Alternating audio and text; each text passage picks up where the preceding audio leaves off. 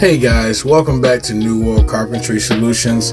So funny story, yet again I actually did a voiceover with this mic, and I've actually come to realize that the audio coming from this mic is terrible.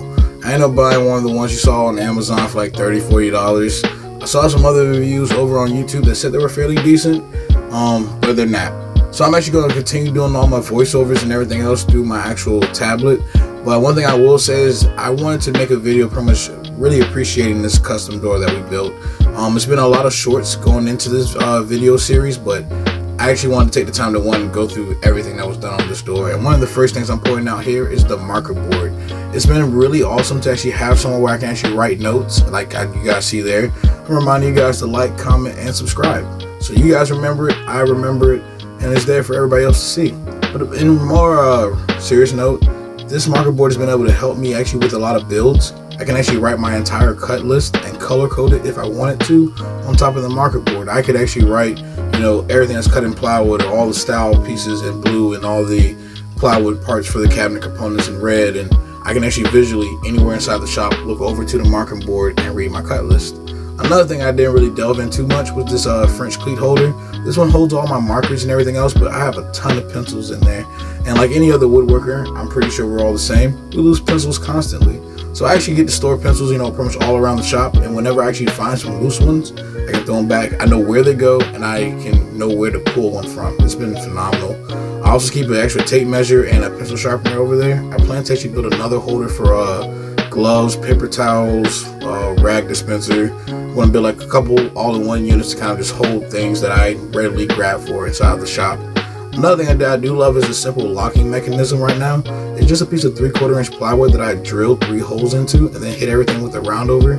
That makes it nice and smooth, but it just slots in there. And then whenever I want to actually unlock the door, I just slide it more over to one door. That way the other door can still open, but I don't lose my lock setup. And then whenever I want to lock it, I just drop it down in the center. Another thing that I didn't really show you guys too much inside the actual door build was these cleat holders for these clamps. Again, I haven't built as many French cleats as I like to. One of the biggest additions to this wall is how I'm storing all of my clamps. My bar clamps, my F-style clamps. I do need to make a few smaller ones for my smaller 6 and 12 inch clamps. But all my big ones that used to just be sprawled all throughout the shop, now I have a place to go.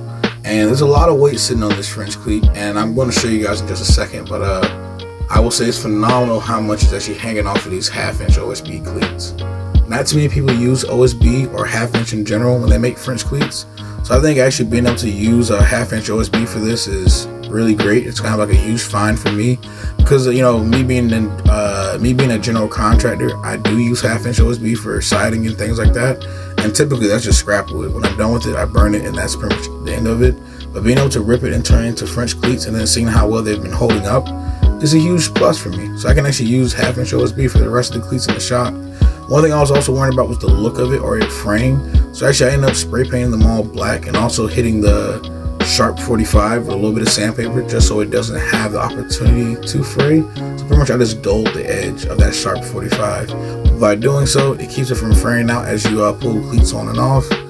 And also another good thing is I didn't glue any of my French cleats. They're all up there with just staples. So that way if I ever do need to replace them or remove them, I can. But yeah, that's it with the French cleat wall, the marker board. Yeah, that's pretty much all the gist of this video. This door's been another thing I want to point out is that the cost of this door. This whole thing is like 5 2x8s and 2 sheets of 3/4 inch plywood. So it's a very cost-effective door. The French cleats are very cost-effective. I wanted to show and also get practice for this door here. I wanted to show that you can build a door without using or breaking the bank with minimal tools. So I didn't do full tendons or anything crazy, but yeah, the doors came out awesome, and this was also practice for these solid custom mahogany doors that we're building for another client. So if you guys have enjoyed the entire door series, just know that we're not done. We have a few more doors to build, and I get to go through the full entire milling and planing process for rough saw material. We're going to turn a whole bunch of 8/4 mahogany into a set of custom craftsman style doors. So if you guys have enjoyed this video series, please make sure you guys leave me a like, comment down below, ask me any questions that you guys have. I'm definitely here to answer anything, and subscribe. and I'll see you guys in the next one. Thank you. Peace.